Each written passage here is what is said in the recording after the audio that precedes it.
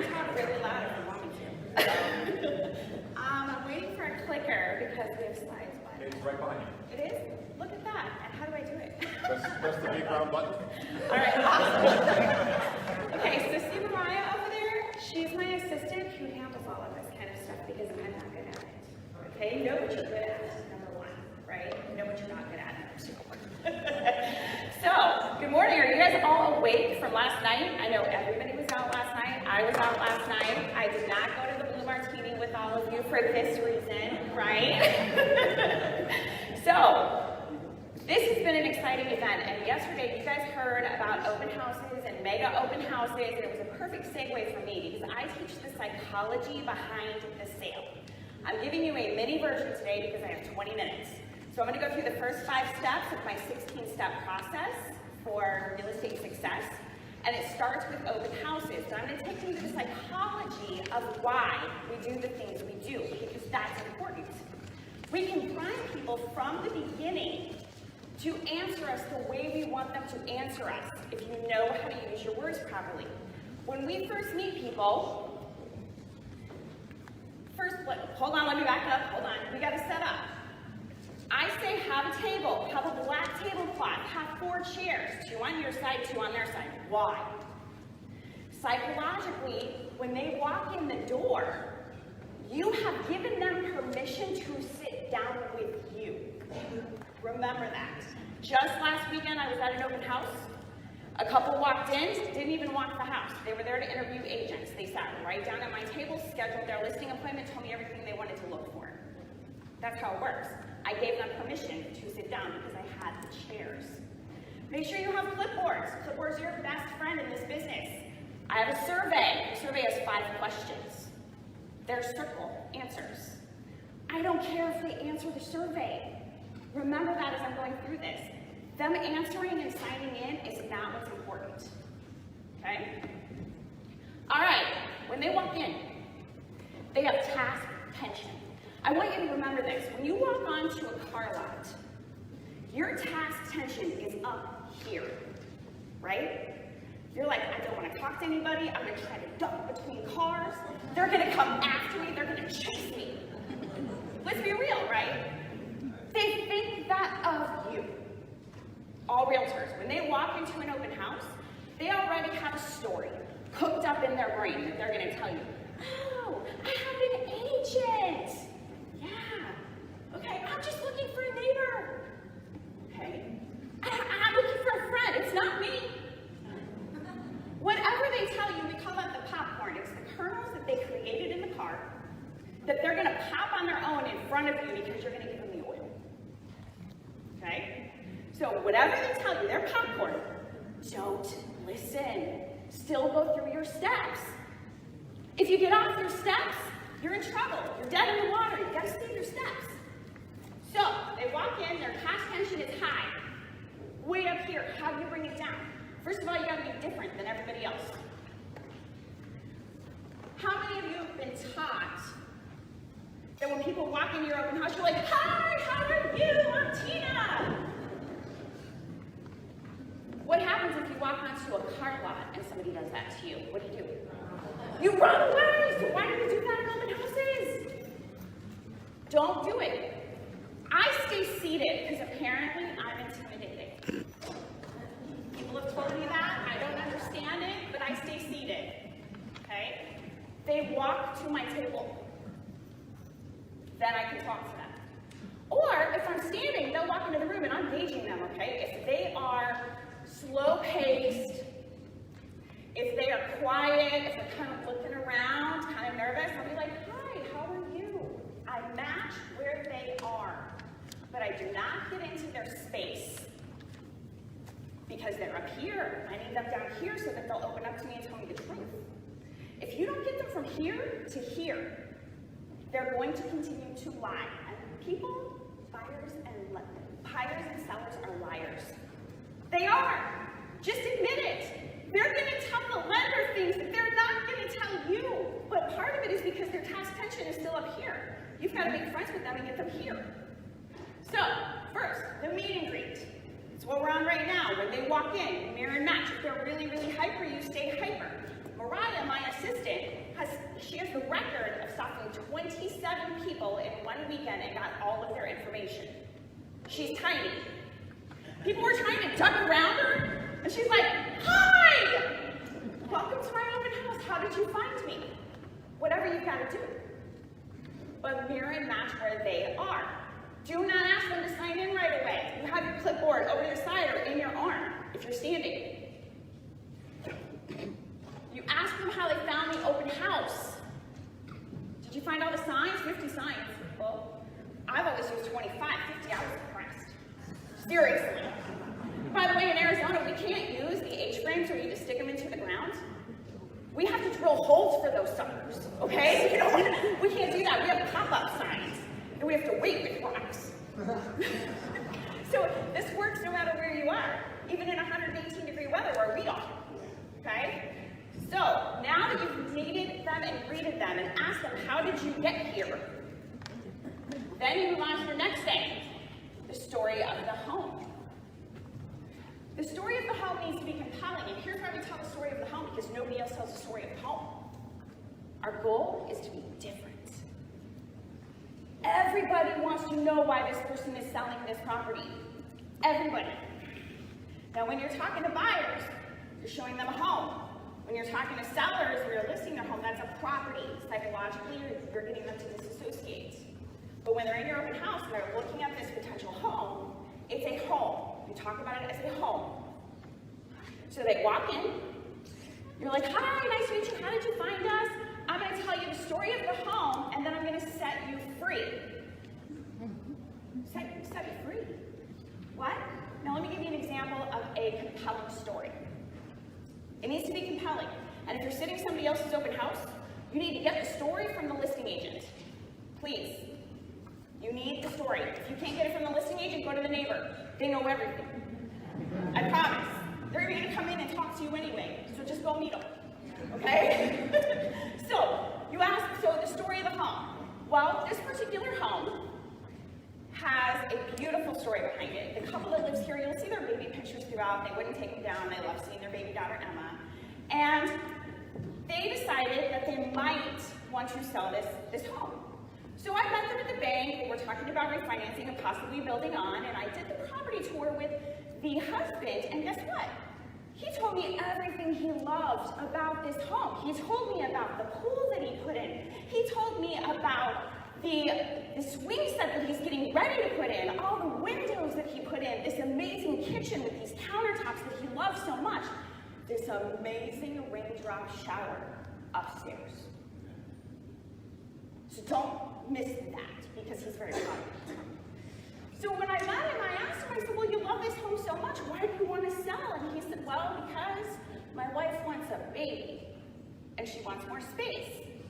So we have to sell, but I'm not totally sold on the idea. You've got to find a home that we both agree on, and guess what? That's not an easy task. I feel bad asking you to do this for us." I'm like, "Okay, that's fine." 27 homes later, and this is not in the crazy market that we're in today. This is when people were actually accepting offers that came in. 27 homes later, we finally found a home that they both agreed on. They move in next week, so we've listed this one today. Feel free to look through, enjoy yourself, take note of all of the upgrades that he's done. And by the way, and this is where the survey comes in. Okay? The survey is just to give them something to bring back to you. You're giving them a direct order. You're setting the stage all the way along to give them direct orders that they don't recognize are orders psychologically.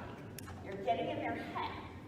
By the way, the seller has asked that I give you this survey because they want to know what you think about the home. So please look through, fill this out while you're walking through. It's not an option, by the way. I just hand it to them. They're not going to say no. Even in COVID, they still take the survey. They really do. I have my little sanitized pens over here. I have my non-sanitized pens over here. They can see that they're clean, so they take it. I'm like, so bring that back when you're done. I would love to hear your feedback. Please be careful because I do give them this information. So I want you to be honest, but not too honest. Okay? Now, here's where you can have some fun. If there's something about this home, by the way, I love ugly houses. I love it. I was in this home recently. There was this huge cement floor in this $1 million home that was stained. So I started making a joke of it. People would walk in and be like, hi, thanks for coming in. I know you're gonna love this floor in this home. I bet you are. I bet that's your favorite part. We'll see when you're done. Or I'll find something in the home that drives me crazy, and I'll give them a treasure hunt. Be like, okay, there's one thing that drives me crazy in this home. So when you're filling out your survey and you're walking through, see if you can find it. I did it last weekend. The lady comes back, she goes, well, it's a really unusual shower. I'm like, ding, ding, ding, you get a pass. Make it a game. Have fun with that. Get them to loosen up because you're being different than everybody else. They're expecting you to be like, sign in, I'm going to email you, I'm going to call you, I'm going to bombard you. Don't be that person, okay? So, story of the home. And then we're going to set them free with the survey. So let me run this from the beginning. Hi, thank you for coming in today. How did you find us? Was it on the signs? I bet it was. Oh yeah, the signs, they're everywhere. Right? They are, they're everywhere. Whatever they say to you. Like, oh, I have an agent, blah, blah, blah. That's okay. I'm going to tell you the story of the home and then I'm going to set you free. Is that okay? They're like, well, yeah, there's a story. Yeah, there's a story. So tell them the story. Then I have the survey. I'm going to bring it back. By the way, this is the first time they're seeing your face. Psychologically, it takes 3 times to make you a friend. Okay? So, they walk away. I got really loud all of a sudden. They walk away, and they have the survey. They come back. Because I told them to come back. It's crazy how that works. They do what you tell them to do. It's really crazy. They tell me what they thought. Their task tension, notice, it's coming down all the way through. By the time they come back and I've set them free, and guys, don't be that person in open houses that's like, look at this kitchen, isn't it amazing? You're not on HGTV. You're a real person. Those people are fake. Those are scripted. We don't do that. Don't be those people, because then you're just like how they portray us on TV, which drives me crazy. Okay? So they come back. You're like, so, what did you think? Don't be the person that's like, so do you want to buy it today? What? Now, here's what you'll notice. It takes them 4 times as long to look through the home because you're not walking with them. I tested this. Had a client that was sitting down the street in an RV watching all the people come in during their open house. It was ridiculous, but that's what they would do. Okay? So, they walk in and they would stay 45 minutes looking through the home because I'm not pressuring them. They get to formulate their own opinions. And then they're going to come back and they're going to talk to me about it because I told them to come back to me. A lot of times they'll even just sit down, fill out the survey right in front of me because they're helping the seller understand what's going on with the property, right? Then I get to build rapport. I get to build commonality. Maybe I noticed something as they were walking by and I'm like, oh, they're from Michigan. Okay, I have friends in Michigan. I really like her shoes. I really like his hair. Whatever the case may be, find something you like about them. And it has to be genuine. Don't make it up. They'll know if you're making it up. And they come back and they sit down and you bring it up. By the way, you were walking by and I thought their shoes were fabulous. Thanks. They sit down. They start going over their survey. They're starting to tell you what they put on the survey as they're filling it out. Their sign-in is at the bottom. They may not fill it out. That's okay. Because if they want to work with you, they're going to tell you all their information and you're going to fill it out. Happens all the time. So they're like, okay, so we like this, we don't like this, it's too small. Oh, okay, so I take their survey and I flip it over and I start taking notes on the survey. This property is too small. So what were you hoping for? They start talking. Okay. And then we're just talking back and forth, talking back and forth, talking back and forth. They're having a conversation. They last in the home about 45 minutes. And this seller called me and they're like, okay, why is it when you sit our open house, people stay for like 45 minutes on average? When other people sit our open house, they leave in 5 minutes. Like yesterday, everybody left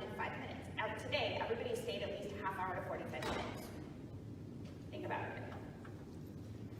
So, here's what's going to happen. If you do all 5 steps properly, which the next step is them breaking their pact. That story, the popcorn. If you do this all properly, they're going to come to you, and you're going to see them give the look. They're going to look at each other.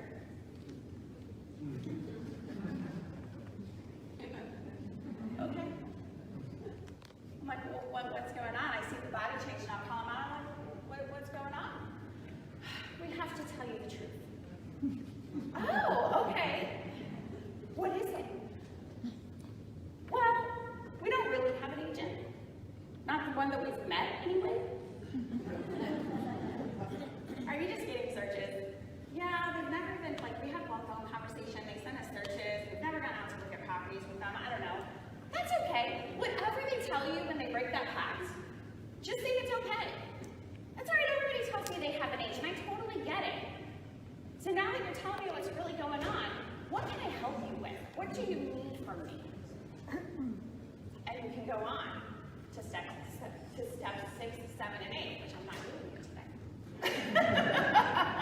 Okay? But here's the other thing. Remember how I said it takes 3 times to recognize you before they're going to open up? So they meet you when they first walk in the door. You've got to figure out how to get a second time in there before they bring you back the survey. So I do not give them a flyer when they walk away from me. I don't even have them visible on my table. By the way, let's talk about the flyer. The flyer has how many bedrooms, how many bathrooms, the price, and a picture. And of course, my information. By the way, they don't keep your business cards, I'm sorry. If they want a business card, they're not going to keep it. I just had somebody call me 4 weeks ago. They kept my flyer from 4 years ago. I had another person call me last week that the neighbor gave them my flyer. Right? They will keep your flyer. They will not keep your business card. Just so you know. I never even had business cards on my table because they have my information on the flyer. Make sure you have plenty printed too. But it has my information, bathrooms, bedrooms, price, picture. That's it. Why? Come on, why? You want them to ask questions. Want them to ask you questions. If you give them all the information, they have nothing to ask you. They don't have a reason to conversate with you. So when they walk away, I'll pull off the other chair, a flyer, and I'll be like, oh, by the way, and I go into the room where they're in, I forgot to give this to you. And I hand it to them. That's the second time. By the time they come back to bring you back the survey, that's your 3rd time. Now, you have psychologically primed them that you are a familiar face in literally 10 minutes. Now, the other common question, I have 26 seconds left. The other quick question that I get on a regular basis is, because there are times when I have 50 to 60 couples come into an open house a day. And I'm usually the only one there, or one of my team members. So how do you do that? When they are walking in, all of them, all of a sudden, everybody's parking. You're like, oh, here they come. They're rushing. Here they come. And you're like, okay, you got all your clipboards in your hand. All right, everybody. And you're going to do a podium. I'm going to tell you a story in the hall, and then I'm going to set you free. Is that okay with everybody? In a group, do you think they're going to say no? They're going to be that jerk that's like, no, that's okay. And everybody's looking at them. No, it's not going to happen. It's better than their groups. I like it. Because I can call them out, and I can make jokes with them. And then everybody's like, yeah, okay, this is fun. And they're all walking around together, and you have this buzz. I love when we have a ton of people in the room. The mega open houses that maybe, this works with mega open houses. We've done that. One of you is in the hall. You have the table, you have the chairs, you might even have a couple tables depending on how many agents are there, and everybody has their sections. So you can do this even at those. All right, quickly, any questions from any of you? Yes? Yes. It'll be at the workshop in October. It'll also be at the mega open house we're putting on the 2nd, I think, October 2nd and 3rd. Go ahead. By the way, ladies and gentlemen, Tina Valiant. Y'all go to the event on the 18th and 19th. It is so worth it. I've gone through all of them. I actually have the hard copies at my house. You can't have mine. I got to do it your own. It's awesome. But imagine, because of these open houses, these mega open houses, we have sponsored by our title company, by our lender, by our home improvement person, by everybody else. Well, what if we're saying, when you fill this out, put your name on the top, all their information, personal information is on top, and the survey's on the bottom where it says, we're like, cut here. And so we'll give the bottom part to them, but there's a number on it. So you'll be entered twice when you put in the survey, and there's a $50 spa, there's a this, there's a that, there's a whatever, there's a $100 gift certificate. You get all their information. All of it, the right information, because they want to win. And now you have a reason to call them, and they'll answer the phone. And the real estate agents also, we don't forget our agent friends. Hey, listen, just give me your information here. We're going to enter you into drawing too. I just grabbed a couple of the gifts. I'll make sure you guys get them. Now you can call them real estate agents. They're going to walk around in your open house, our open house. They walk around like this. What's this? Right? It's a way you can just maximize. Anyway, ladies and gentlemen. I wanted to say two more things. Just so you guys know, those of you that say that open houses don't work, we sell an average of 30 houses at the open house we're sitting every year. And that's with a small team of 7. Okay, so keep that in mind. Number 2, 4,500 leads, warm leads, where they gave us their information because they wanted to in the last 4.5 years. But that's in steps 7, 8, and 12. So you have to come grab that. It's worth it. I literally flew out from Phoenix for this. You need to be there. I will be there for sure. Our partners will be there. Tina Valiant, ladies and gentlemen, thank you.